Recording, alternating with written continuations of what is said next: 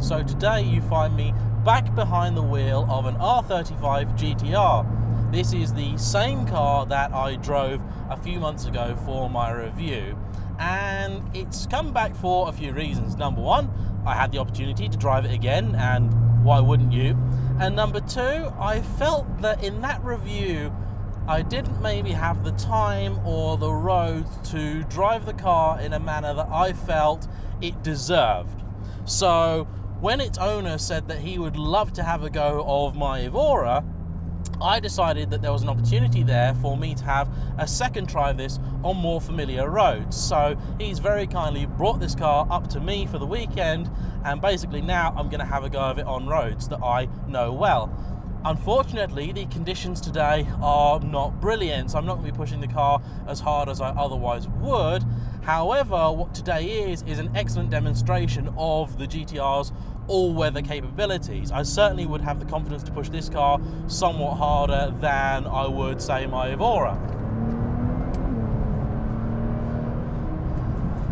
It's just got incredible flexibility, this car. The rate it gathers speed is just a little bit scary.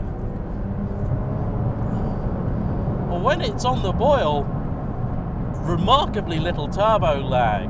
So this car, to remind you guys, is a stage 1 tuned car by Litchfield. Now that means, as I'm not very fond of stages, it's got a wide pipe in the exhaust. Where that goes, what it does, I don't know, but that's what it has. It's a GT-R thing apparently. And it's got a map. Now what it's actually got is 4 maps in it, and those are for the different types of fuel that you might feed the car. Broadly speaking, they are 95, 97, 99 and 102 octane maps. Now today, I'm actually driving this car on the 102 octane map because we filled the car up with some 99 octane fuel, and we've put a dash of octane booster in it as well, just to kind of liven it up a bit. That and the fact that it's a nice cold day today, so a turbo car is really going to benefit from this lovely dense air.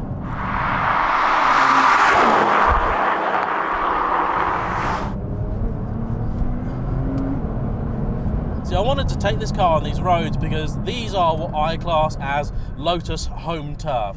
It does brilliantly along these roads, and the GT-R is a big car. Anyone will tell you that, and it's true. It's a sizable old beastie, but it's very, very well planted. But you can see it's not unshakable, and not unshakable at all. End of the day, 600 horsepower, 600 horsepower. It's a 2-ton car with 2 fully grown blokes in it, and as you can see, it'll move. I've not got the traction control off or anything heroic like that. The traction is in normal mode. The only setting I've changed is I've put the suspension into comfort mode.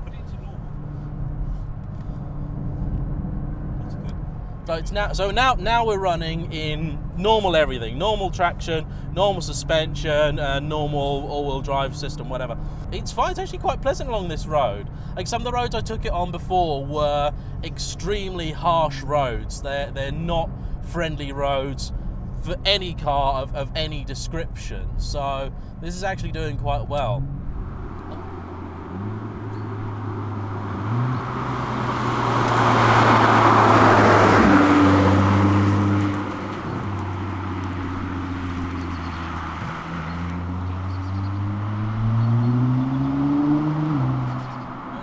So having spent 7 years reading about this car before actually driving one, I had this idea of it being this really harsh, hard, lumpy machine. And actually, genuinely, for pottering about town and driving around and just letting this do its normal thing in auto mode, this is actually a better car than the Aston Vantage V8S that I drove. A genuine hand on heart.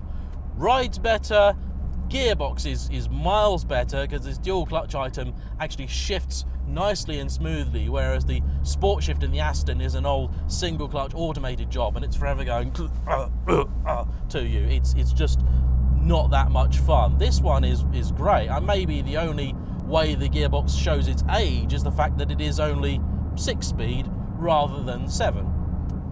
Everyone talks about these cars as being so computerized and digital? And there's two things to that argument. Number one, it does not feel that way to drive at all. Actually, it feels quite analog in many, many respects.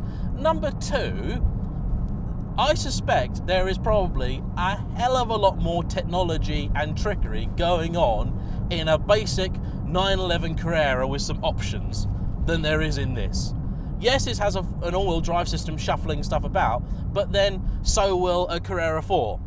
Yeah, and nobody talks about that like being a computer on wheels. They don't. They talk about being, oh, it's a great car with loads of feel, yada, yada. No. They're full of computerized systems. And in fact, there's a lot of stuff that a Porsche has now that this doesn't, like rear wheel steering, all that kind of stuff.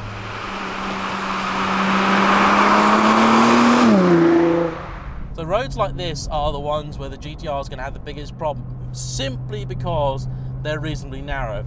They open up again in a short while, but this is where you suddenly go, "Bruh, I've come down these roads in a Caterham, and it's just the most fun ever," because you know that basically unless there's an Arctic lorry coming the other way, you're going to get through just fine. And actually, I did have in the Caterham a couple of incidents where I came around a corner and a lorry was coming the other way, and had I been in anything other than a Caterham, I'd have been in trouble. So, what you have here, so you have the little display screen down here, engineered by Polyphony Digital, really helping to underline the Gran Turismo connection with this car. And you can customize what you get on the display. So at the moment, it's telling me the torque split between front and rear, which the car is constantly shuffling, the G's you are pulling both laterally and acceleratively, and how much I'm pushing both the accelerator and the brake pedal. Yeah, it moves. See, the car moves, and actually, perhaps there's a benefit to driving the car on a day like today, because that means that you can feel it doing all of its things at a much lower speed than you traditionally would. And that's a scary concept, because some of the speeds that it's kind of moving around and shuffling are already quite high. So to imagine this doing this on a summer's day, you'd need to be going some, let's say. That's the GT-R's party piece. I was in 4th gear, didn't bother changing down, wasn't even foot to the floor, and it just floats past. I don't feel, well, I'm not pushing this car right now, just no way, shape, or form. 2 reasons. Number one, I like it on the grey bit, not on the brown bit, and I'm sure the owner would like to keep it that way as well. And number two, it's not necessary, but I'm enjoying driving this car. I really am. Very few cars have completely surprised me. I mean, like, totally and utterly, you know, this is not what I expected. And the GT-R is one of them. After I drove Stuart's car last year, I actually spent a little bit of time looking through the classifieds until I remembered that I had no money, and certainly not enough money to just buy a GT-R for the odd sort of blast. But it's just pleasant. Like, there's certain roads and certain days and times where this is a great car. I mean, yeah, I think if this was a perfectly nice, lovely, dry day and there wasn't a lot of traffic, I couldn't possibly have any more fun than being in my old Elise, for sure. But on a day like today, where it's a bit cack, this is great. And I can make overtakes like that perfectly safely. That was a completely legal overtake, because that guy isn't going very fast, and it's nice. And what the all-wheel drive system also does, it just gives me a little bit more confidence to just put my foot down a little bit more when you're in a straight line and you're not worried about too much happening. And it's amazing, actually, because I'm so much higher than I am in the Evora. I can see through that corner a lot more. That's a hell of a corner.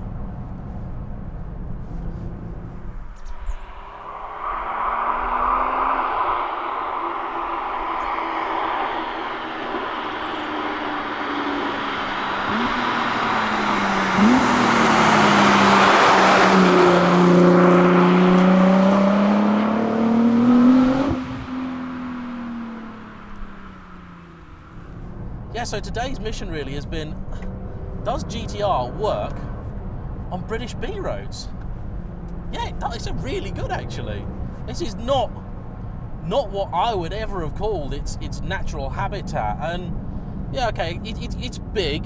It's big. There's a few roads that I know where you'd definitely be praying that there wasn't somebody else with one of these coming the other way, but I expected this thing to perhaps have a few issues, particularly these being roads that I know. It's always easy to be impressed with a car on roads you're unfamiliar with. Yeah, but I would have.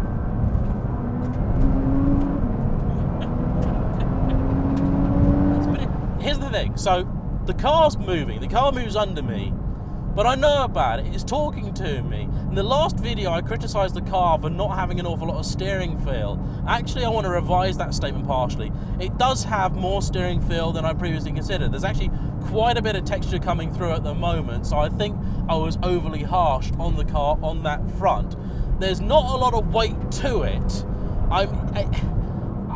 I know what the car's doing. The car is sort of talking to me. It doesn't feel like it's a two-way communication. I feel like there is a bit of a disconnect. However, I can feel there's a lot of texture coming through right now, an awful lot of texture. This road surface is less than ideal, and I can very much feel that. The wheel itself is actually really, really nice. So yeah, as a fact-finding mission for the day, like, yeah, GT-R, thumbs up, like, love it.